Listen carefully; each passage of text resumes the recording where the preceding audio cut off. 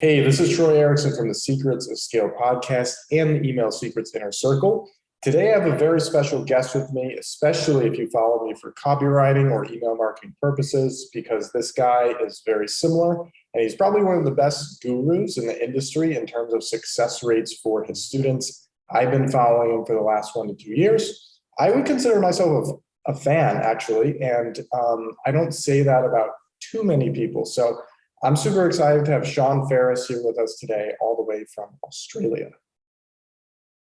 Dude, it's good to be here. And likewise as well, man. I've been following your work for probably 1 to 2 years now as well. And yeah, very impressed with what you've been up to, man. So it's cool to finally hang out in person and chat.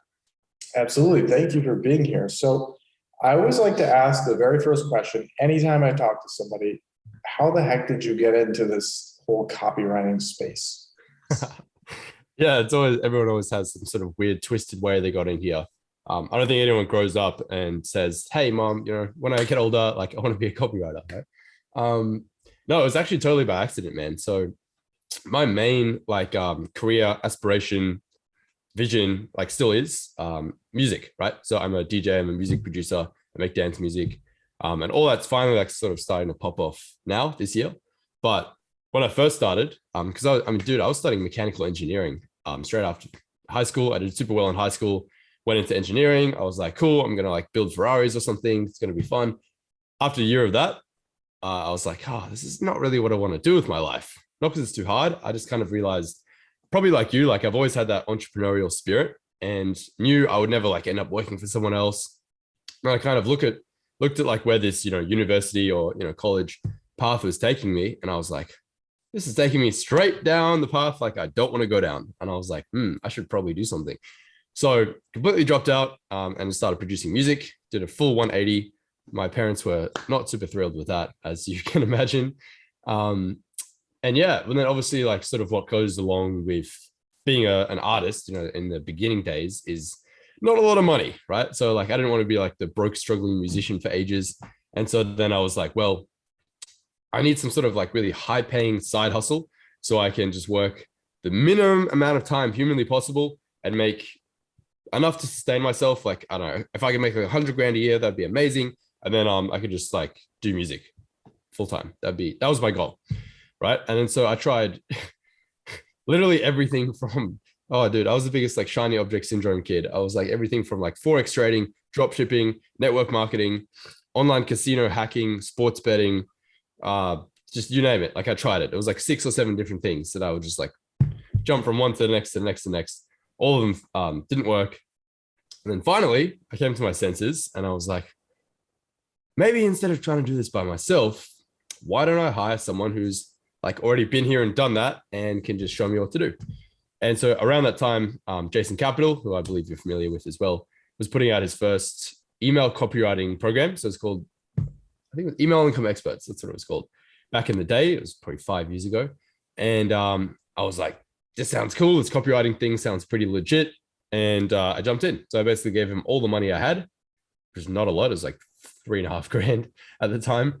And yeah, I just jumped straight in, man. All my savings from working at a warehouse for like a year. And I found it pretty easy to get clients from that point. Like I for whatever reason, I just seem to have a natural knack for copywriting. Sam Robson, if you know him, and Tyler Ryan. Sam at the time was actually marking like the homework and assignments for the program. And he was like, dude, Sean, like your emails are like really good. They're like top 3 out of like 500 people. And I was like, oh, okay. I didn't think they were that special. And then, yeah, so I guess I was naturally, I still worked hard and practiced and everything, but I guess I was naturally pretty good. And I found it really easy to get clients after the program. Like I would just reach out to them, talk to them like a person, close them. And then like everyone else in the program was just fucking like mind blown. Like they could not get a client to save their life. And they were like, dude, Sean, how are you doing this? How are you getting people to pay you for this? Like, how are you getting clients? And I was like, just stop talking to them like a, pitched, canned like script, like a robot. Talk to them like a fucking person. And they were like, oh, right. So I just kind of showed everyone what I was doing. And then they started getting clients. And I was like, oh, that's pretty cool. And I kind of just really enjoyed that process of helping someone on a deep, like intimate one-to-one level more than I actually enjoyed the copywriting work. Because I guess I was good at it. I just didn't really enjoy copywriting that much. And so then that's when I transitioned into, eventually transitioned into coaching full time. And then, yeah, that was about a bit over 3 years ago. And it's kind of blown up way more than I ever thought it would since. It was supposed to be my little side hustle. And during the pandemic, it like 3 or 4x into basically a 7-figure business. And so now I'm kind of juggling that with the music. Kind of feels like I'm working 2 full-time jobs, but yeah, that's essentially how I got to where I am today and how I got into this crazy world. Awesome. Yeah, it is really funny. Every person I talk to is like, dude, like I have this crazy story. And everybody's is so unique and different. And I would kind of honestly want to like take this whole podcast and make it about freedom, because I also like am a musician. I play guitar. I'm probably not as good as you. I know you don't play guitar, but maybe you do. I don't know. I don't. Okay. I play nothing. I'm probably not as good as violin musically, but it's something I really enjoy and something I'm passionate about. I go to a lot of Metallica concerts. Like that's my jam and I love it, but I don't really have like the time to figure out like, okay, how do I do email copywriting and management and also coach people? And then also like play music on the side. Because when I started out, like in my life, baseball was my first passion. And then now it kind of like shifted into music and business. And business just, it takes up the majority of my time. So how do you balance 2 passions of yours? That is a good question. And I'm not sure I have the answers. I guess what I've been doing is slowly getting me there. But I guess what works for me is kind of just splitting up the day. So I like to do during the day, work on my business. And then I usually go to gym at like 4-ish p.m. And then when I get back from there, that's kind of like, I eat dinner. And then that's like the start of my second work day, I guess. So like at nighttime, then I just work on music. So, and then usually on the weekends, if I'm not doing anything, then I work on music too. So I guess that's kind of like just what works for me. I'm just really like, I'm more creative at night. And I guess more linear thinking during the day. So that just, it's kind of what works for me, but it's basically just like, yeah, just work all day. And it's kind of like 2 work days, essentially. It's like 2 shorter separate work days. But yeah, it wasn't easy. That's the thing. Like most people, there are people in like similar situations. Like, this is my main passion, but I just want to do this copywriting thing as like a side hustle. And I tell them all the time, I was like, you can't really grow. I don't want to say you can't do anything, but it's really challenging to grow 2 different things at the same time. So like what I did when I was growing the email copywriting thing and then the coaching business, I was like, music pretty much just took a back seat for like 6 months or a year. Like I barely worked on it at all. I was like, let me get this business thing set up. Let me get it running. And then I can start outsourcing bits and pieces and get my time back once the cash flow is coming in. And then I can like shift my focus back to music. But if you're trying to fully grow 2 things at the same time, I think that's, unless you're Elon Musk and just you want to work like 16, 20 hours a day, then I just think it's too difficult to do that.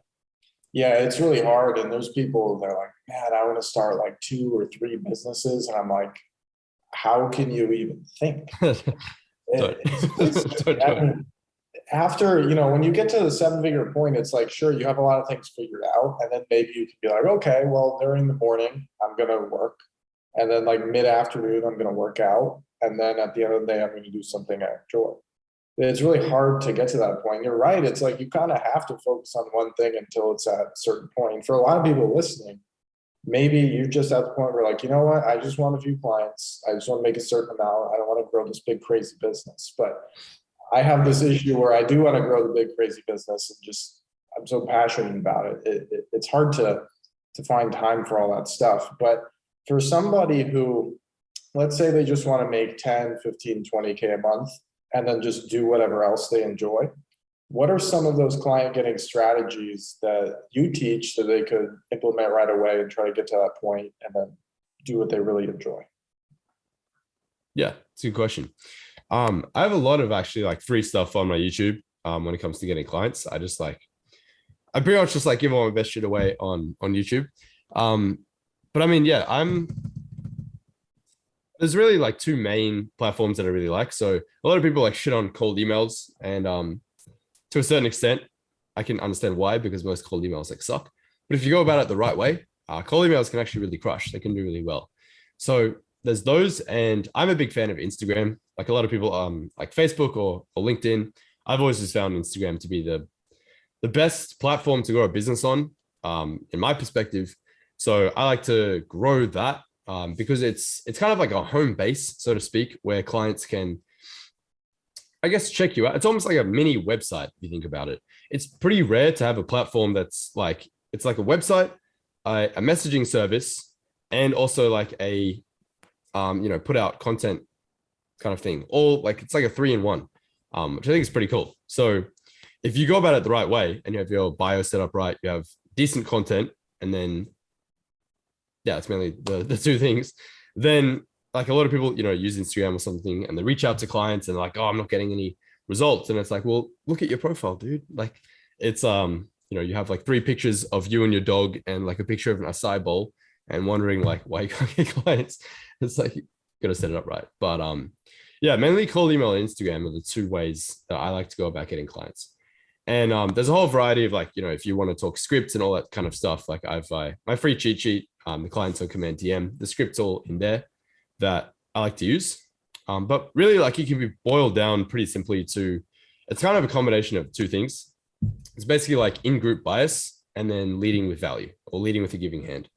So I think the number one reason that most cold outreach pitches, doesn't really matter what platform you're using, like don't work, is because you're a total stranger and they have no reason to know you or trust you or give you the time of day to bother replying, right?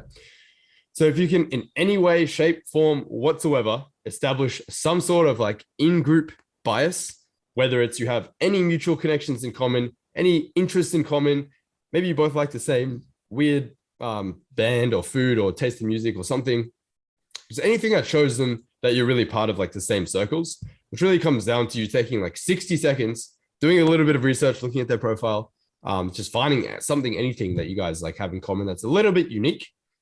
And then like just mentioning that, especially the mutual friend thing, that's super powerful. So if you've even just heard someone say good things about them, then you can just like on a podcast, on an Instagram story, then just mention that. And immediately it's like you skip this, there's like this barrier here. It's like a bouncer at the wall. And you immediately just like, boop, you just jump the fucking velvet rope and just go straight into like oh, I know this guy, I should probably pay attention and reply to him kind of like category, as opposed to the instantly delete his message category.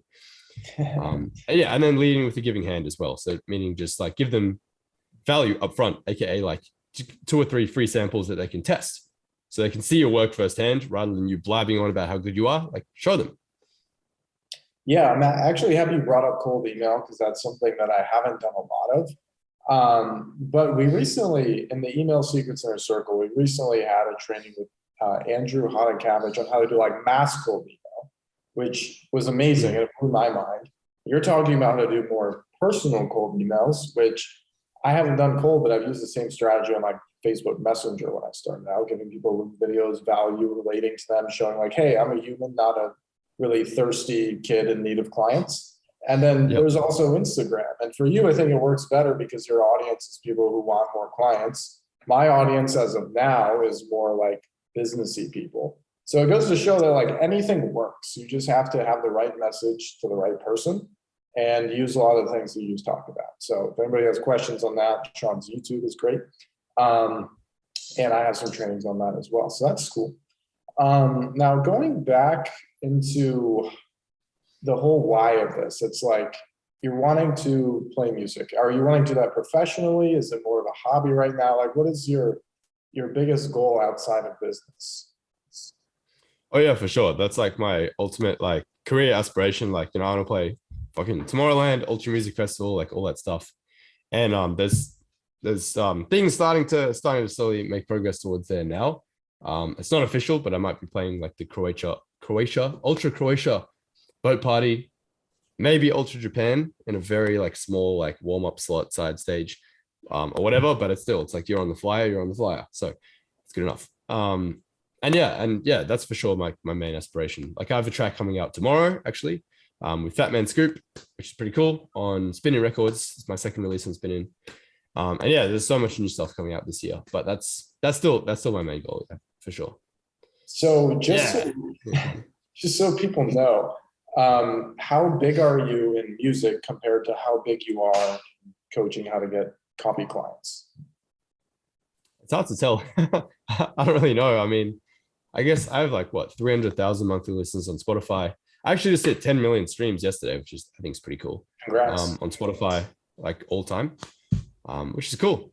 So and most of them were self-release tracks as well. Like the tracks, I mean, I started like with I don't know if you've heard them. I did tracks with like Jason Capital, Elliot Hulse, Bedros Keuilian, Joel Brown. They're kind of like this gym workout motivational anthem kind of tracks. And they just really started popping off on Spotify because like they just got added to all these gym playlists.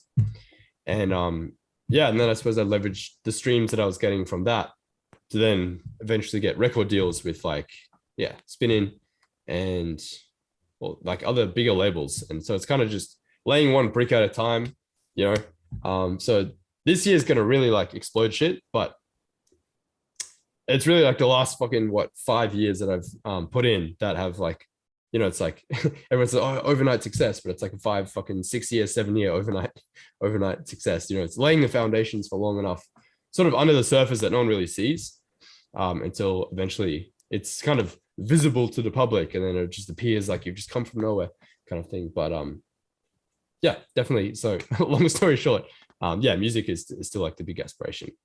That's awesome. I had no idea that you were that big and you have like 10 million listens. That's pretty cool. And to your point, I kind of view success as like, you ever seen one of those pictures where it's like a mountain peak and there's like a giant cloud and you can't see anything of the mountain except for the peak? It's like you Yeah, could like be the climbing old that mountain iceberg for years. analogy as well.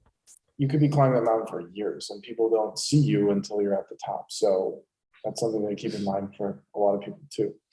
Now, an interesting question.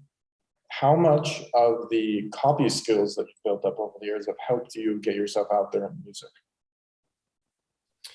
Yeah, dude, that's interesting. Like I definitely use it like all the time whenever I can. It's like, it's a pretty good hack because I mean, there's times where I've had to send my demos to, actually, to be honest, that's probably how I got on Spinning, is using like my copy skills. Because what happened, how I first managed to get on, so for everyone listening, basically Spinning Records is like the biggest dance music label in the world. They're owned by Warner.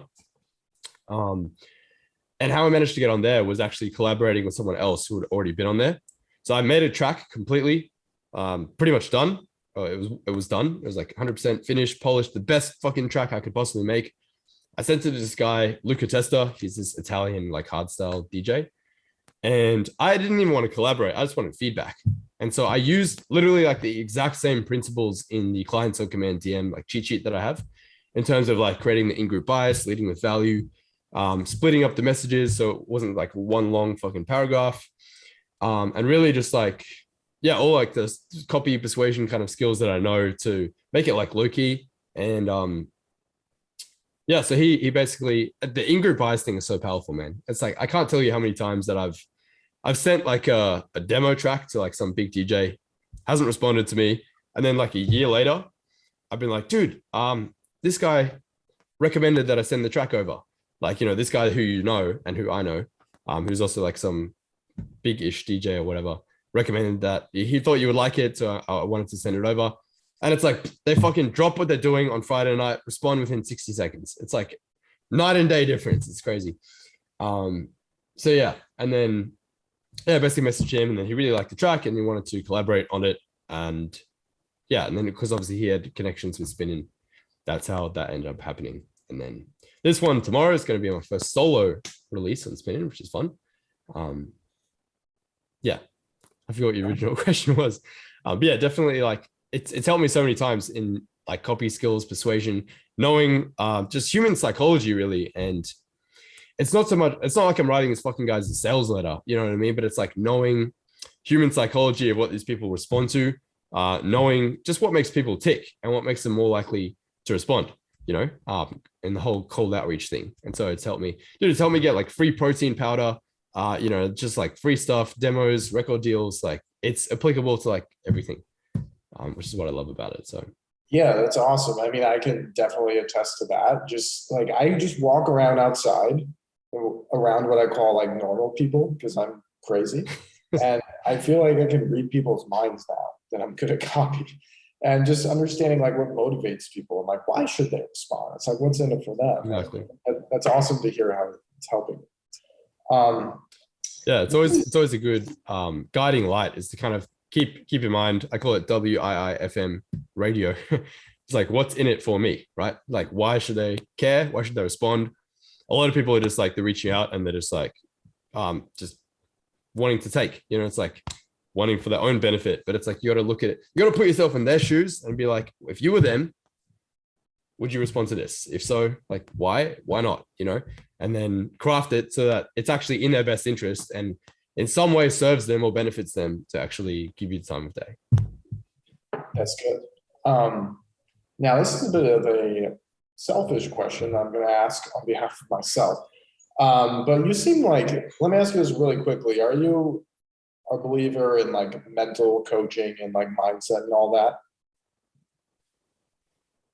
I suppose, I don't know, it's hard for me to say. Because I know back in the day, like when how I first got into this world, probably like a lot of other people, is kind of started along the personal development path. And then I think back then, I think Jason Capital, he just transitioned out of his like dating coaching more into the personal development coaching. And then into eventually like business and copywriting. And I don't know what the fuck he's doing now. He changes like every year what he's doing. But yeah, definitely, man. Like I think back in the day, I literally would invest everything. Like I just gave Jason Capital all my fucking money. Like everything he put out, I was like, but and he's definitely helped me a ton, like in terms of like kind of screwing my head on straight. My beliefs, my mindset around not just like business and wealth and money and abundance, but like really just like teaching me sort of how to think in a way that is like, I don't know, that's success mindset or whatever. So I definitely can't discredit that and can't discount that because that's definitely helped me a lot. And that's something I probably forget about because it was like 10 years ago. But yeah, I think mindset's super important. I mean, a lot of people like shit on it, and a lot of people think like, oh, fuck the mindset stuff. Like, just give me the tactics, give me the strategies. And it's like, I give you all the tactics and strategies in the world, but it's like, if you don't have like the right, mindset mentality, like they're not going to work for you. You know what I mean? You're going to find a way to shoot yourself in the foot, self-sabotage. Like you'll just find a way to fuck it up if you don't have like the right mentality about it. So super important. Yeah. So the reason I asked that leads into the selfish question is, so last week I had Lauren Tickner. Today I have you.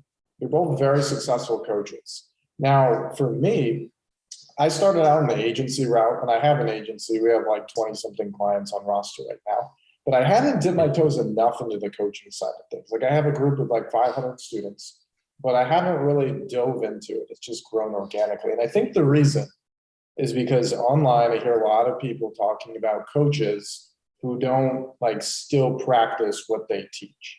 And that's something that's like stopped me from going and coaching. So do you ever get people saying that to you, like, hey, why don't you write for a bunch of clients or have an agency? And like, how do you overcome that? Because most of the time those are just trolls. Yeah, for sure. Yeah, a lot of people, dude, I did a similar thing to this last week with Nick Verge, if you know him. And we were talking about exactly the same thing. Like a lot of people love to like poo-poo on coaches and stuff like that. But yeah, I mean, like as he said, it was like if you have a gift or talent or whatever or skill in helping other people get results, like there's nothing wrong with that at all. But yeah, so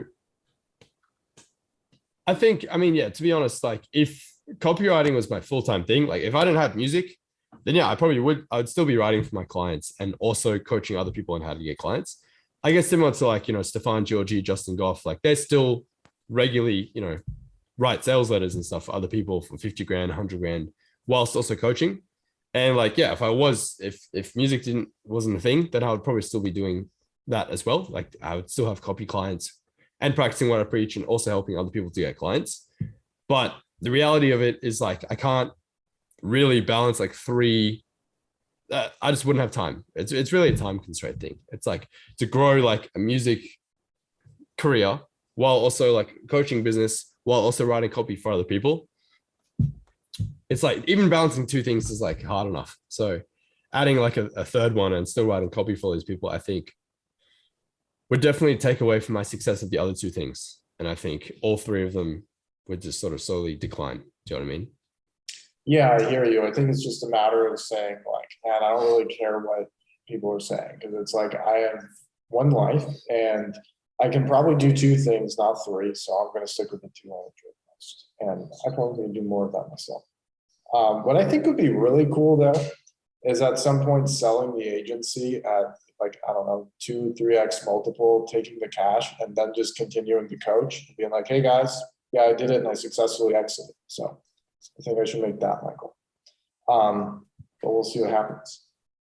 Yeah, I mean, you're clearly pretty fucking good at what you do when it comes to email marketing. Obviously, like if I think of email deliverability, my mind's immediately like Troy Erickson. Everyone who asks me, it's like, oh, dude, I'm having trouble like hitting promo. Like what should I do? How should I fix my deliverability? I'm just like, Troy, like Troy's your guy. Like just go to him, he'll fix you. So I think, yeah, you've done a really good job sort of carving out yourself that space in the niche. You know what I mean? It's like you and Joel Marion are kind of the two people that I think of when it comes to deliverability. And so whatever you've done, it seems to be working really well. So I'll just continue that for now. And yeah, I mean, if you have the capacity to coach as well, you clearly like have the results. You're very good at what you do. So I don't see any problem with that at all. Yeah, I appreciate that. It's reassuring, and it's really cool too. I mean, are you in any masterminds or anything, or like, how did you meet all the people that you know? Because obviously you name dropped several big names, not just Jason Capital, but like Bedros and a lot of people who are at the very top of the industry. Like, how did you meet all of them? Yeah, so I mean, like Bedros, Elliot Hulse, those kind of people, I just met at live events, like Jason's what's it called, high status summits or whatever, over the last like 4 or 5 years. So they were the speakers at the events, and sometimes like in the hallway or whatever, you get a chance to chat to them, and then yeah, that's how I kind of connected with those people. And yeah, I was in Taki, if you know Taki Moore, I was in his mastermind for about a year. And yeah, he definitely, like, Taki's super legit. Like, he helped me go from 6 to 7 figures. And I only left actually because I wasn't really using half the stuff. I was kind of like, I've way exceeded the original goal that I had, and I just kind of want to maintain where I'm at and like just focus on music. So it's like, if I wanted to keep growing and scaling, I mean, there's people in his mastermind doing fucking 50 mil or more a year, like $1 million a week. It's crazy. So if that was just like my goal, my ambition, I was like, I want to scale this thing to the moon. Then yeah, I'd probably still be in there for sure. But yeah, once again, I think I'm in just a bit of a unique position where I'm kind of just like, music's my main focus. So I nearly got caught in that trap actually, because it's like, it's very, once you start making like, make your first sale, make your first dollars, and then once you start making like seriously like decent money online, it's very like addictive. You kind of just like, holy shit, like how far can I take this? You know what I mean? And so I actually joined like his upper level mastermind at one point, which was designed to take you from like 7 to 8 figures. And there's all these like fucking massive like ballers in there. Like I went from like the big fish in a small pond to like a tiny fish in a massive pond. I was like, holy shit, look at all those people are doing like millions a month, and I was like, whoa, this is cool. And so yeah, I kind of just I left it after a couple of weeks. So I had to realize like, dude, what are you doing? Like, I mean, your original goal was like music. So I had to like shift my focus back to that. Because it was very tempting. It was very tempting for a little while to just like. Yeah, the biggest thing I've learned from this, just listening to you, is like how well you balance those two things. Because for some reason, my brain is like, when I get on something, I can't get enough of it. And I just joined a 100 million mastermind recently. Next event is coming up this weekend. And I'm super pumped. But like masterminds, dude, it's like you can achieve so much by like creating that network and just like leveling up. But there's other things that I want to do in my life, and it's just so hard to balance. So I'm happy that you've got that figured out. It's pretty inspirational for me. Not gonna lie, dude. Yeah, I mean, I can't stress like enough the benefits that come from masterminds. More so than the stuff you learn is like at those live events, the people that you meet. And like, dude, I've gotten more value and like golden nuggets and success in my business from like, like the chats you have with people like in the breaks, like at dinner, at the bar afterwards, when you're all kind of like, getting on the drinks. Like, yeah, that's really where the value comes from for me. And that's probably one of the reasons I left as well, because during the pandemic, there were no more live events anymore. And I was like, oh, that's really where I had like all the juice. Like even just like one thing, there's some girl that I met there, Jamie, and she talks about this government grant where if you run a business and most of your clients are overseas, because you're bringing all this money into Australia, the government will literally like refund up to half your marketing costs. So like half my Facebook ads, they'll like refund because I'm bringing, like what, $1 million a year into Australia from overseas that wasn't there before. And so they're like happy to, they gave me like 50 grand last year. This year will probably be like 110 grand. And I was like, that's fucking crazy. I would have no idea about that if I wasn't at this mastermind, like talking to this, sitting next to this one girl at dinner, who just casually mentioned it as like an aside. And so big fan of masterminds. Yeah, for sure. I love events. Live events are huge. Yeah, the side note, I was at a mastermind recently, and Mike Phil Same was like, hey, did you know that Google will give you a grant if you have a nonprofit business, which you can use to educate people and then sell things? If you set up that business, Google will give you 10 grand a month in free advertising, and you can get like 10 of those grants, which is like 1.2 mil a year in free ads if you use all of them. I was like, but little hacks like that, yeah, like masterminds are nuts. And it's not just like super advanced tax stuff. There's all kinds of things. Like my girlfriend's like kind of new in business. And every time she goes, there's like new stuff. So anybody who's not in the mastermind or group, just try it once and it'll probably change a lot of things for you. Now, a fun question that I always like to ask towards the end is actually two questions. The second one will make you laugh, I promise. But the first one, what is the best business idea that you've ever had? Whether it's like a strategy or like an actual business idea. Yeah, that's an interesting one. It's probably something, I know I just went on this whole thing about how you shouldn't have like 3 businesses. But I'm actually starting a new one at the moment with my friend Damo. He came to me one day. It was like some after party. We were both like super lit after some event. And he's telling me about what he's been able to set up in his hometown in Canberra. It's fucking crazy. He made like 700K in a year, in his first year, in one like small town, basically doing gutter guard installation. So it's nuts. So basically what he does, so gutter guards are like little mesh strips that go in your gutters to stop leaves falling in and that kind of stuff. And the whole thing is like fully automated by VAs, right? So it's on this platform called OneFlare, which is kind of like Airtasker, High Pages. It's like Airbnb for tradies, I suppose, for getting like tradesmen, right? And he has a VA run the entire thing. It's like nuts. So the VA, like as soon as a job is posted, the VA quotes on it, then the VA calls them. And what most people need to do, right, is go to their house, inspect it in person, and then like measure up the gutter, give them a quote, and then like, then they can move forward. The VA literally like on the call right there and then zooms in on the house on Google Maps.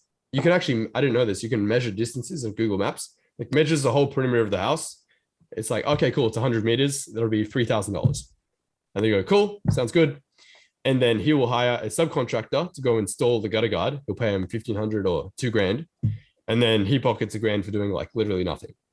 And he just has this running like at scale. And the VAs run the whole thing. He literally has like nothing and made like 700K in one tiny city in a year. And I was like, oh. And so now we're starting our own version of that, except instead of gutter guards, it's DJs for weddings. Because I actually used to be a wedding DJ as well. So I know the industry pretty well. But rather than getting paid like $27 an hour or something, this one, I only found out afterwards, like, dude, I was playing for like 26, 27 an hour, and my boss was charging like 150 an hour. And I was like, shit, I want to be on that end of the spectrum. Yeah, so we're doing like a similar thing. And basically it's just going to be Australia-wide off the bat. We're going to hire other DJs to do the work, pay them like 70 to 100 an hour, and then basically pocket like 50 an hour or something for doing nothing, but except we have like multiple events going at the same time. So yeah, that's cool. Because I'm excited for that. It lines up with something that you've done before that you're interested in. It doesn't take a lot of time. So it's like somewhat passive. And as you make more and more money throughout your career, it's like those opportunities come up where you're more like an investor and more passive. So that's cool to hear that you're like supplementing everything else you do to make more without adding a ton of extra time. Now, yeah, the VAs like run the whole thing. It's crazy. The flip side to that question, what's the worst business idea you've ever thought Where do I start? of? Well, it would have been one of the things back in the day before I actually came to my senses, hired a mentor, and then like, got into the copywriting stuff. I mean, there were just so many like failed businesses. Like I said before, I did everything from, actually the way I got into it was sports betting. So I started betting on the Australian Open tennis tournament, and I bet $5 on this guy who was against the world number one. It was like David versus Goliath. It was like super unheard of. The odds were it was like 30-1, and it was against Murray, who was the world number one at the time. I was like, fuck it, dude. I'll throw $5 on him just in case. And they ended up beating Murray. Like, it was a massive upset. So I turned $5 into like, I don't know, 150, 200. I was like, whoa, I'm a fucking genius. And I was like, because I actually got fired from my job at that point. This is my only source of income for like a month. It was just blindly betting on tennis players. And I just got lucky, to be honest. At the time, I probably thought I was a genius, but I was like, basically just getting lucky. And that made me enough to survive for like a month, which is pretty cool. But yeah, I mean, dude, I a whole bunch of shit. Probably like getting into network marketing. It's probably like a big. That's a pretty Not good. a fan of that. Not a fan of that at all. The sports Like betting idea is actually very similar. I've heard a lot of smart people actually talk about like crypto, and they're like, all right, I'm gonna take a bunch of like tiny, probably crappy coins and invest a little bit in all of them, and one of them will do if the rest fail. So kind of like the crypto version of that. It's pretty funny. Thank you for sharing that. So far, nobody has any questions. But one thing I do want to point out that's kind of cool is Rami Crayon. I think that's how you say his name. I've chatted with him before. He's in my groups.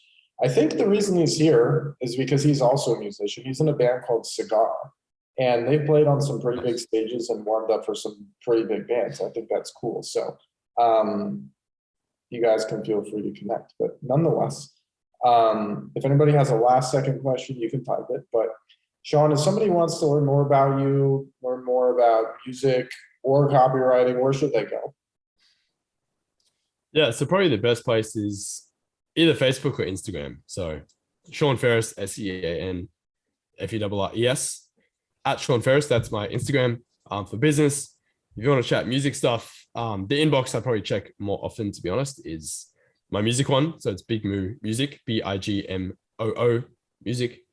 And that's an inbox I check a lot more. Like the Sean Ferres one, we have so many ads running, and like I've like chat setters, appointment setters, and they're helping me with the messages. So I sometimes miss stuff. But the music one, I'm probably more likely to see it. So Facebook or Instagram, man, are the two best places. And it's a good podcast when people start asking questions that are less about business and more about other things. So Paul threw in a last second question. He said, what software do you use to mix your songs? I use Logic Pro. I started on, there's so many, there's like Fruity Loops, there's Ableton, there's, Logic, there's Cubase, there's like a lot of stuff. I honestly chose Logic at the beginning because it was cheaper than Ableton. And at the time, I did not have a lot of money. And so I've just used it ever since, and it's great. All right, I'm going to throw in one more. What is some advice that you would give to somebody who wants to make music, but they're just starting out? Yeah, that's hard. I would say you gotta get like some sort of mentorship. To be honest, YouTube is great. You can learn so much from YouTube now that you couldn't 5 or 10 years ago.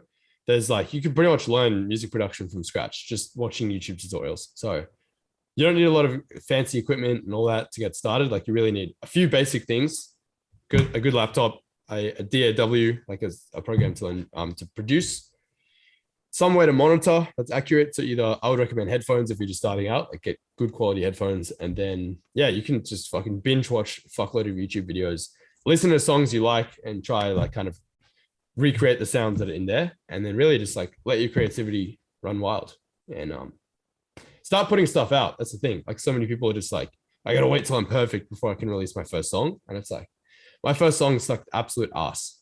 But you just get better with each one, until, cool. You'll get there. Another funny last second note here is Nate Pierce just commented. He said he just realized that your song "Fuck Normal" is by you. And he's been listening to it during his workouts for a long time.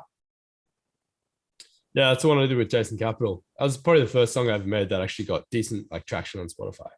It just hit like 2 million streams the other day or something, which is pretty cool. Cool. Yeah. Well, thank you for joining me, and thank you for going much outside the realm of business, because that's where like the real connections are made. So again, you can find Sean on Instagram or Facebook. You'll probably have a better chance at contacting him on the music page, Big Move Music. So feel free to reach out, because he can help you with everything that we've talked about today. So thank you everyone for watching. If you want to tune in live or share this with somebody else for the next episode, thesospodcast.com is how you can do that. So I'll see you guys next week.